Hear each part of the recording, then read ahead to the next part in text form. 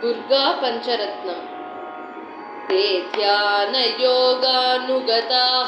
अपश्यन् त्वामेव देवीं स्वगुणैर्निगूढां त्वमेव शक्तिः परमेश्वरस्य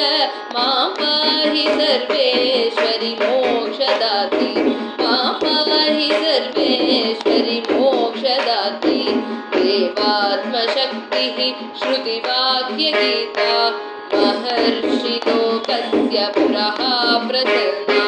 गुहापदं व्योम सतः प्रतिष्ठा मां पाहि सर्वेश्वरि मोक्षदात्री मां पाहि सर्वेश्वरि मोक्षदात्री परास्य शक्तिः विविधैव श्रूयसे श्वेताश्ववाक्योदितदेवि दुर्गे स्वाभाविकी ज्ञानबला क्रियाते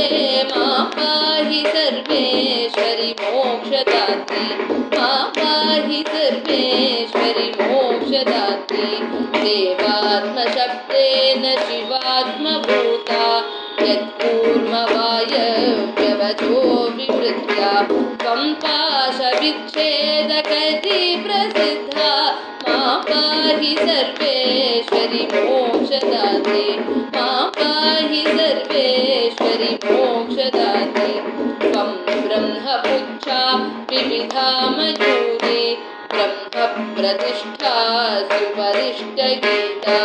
ज्ञानस्वरूपात्मतयाखिलानां मां पाहि सर्वेश्वरि मोक्षदात्री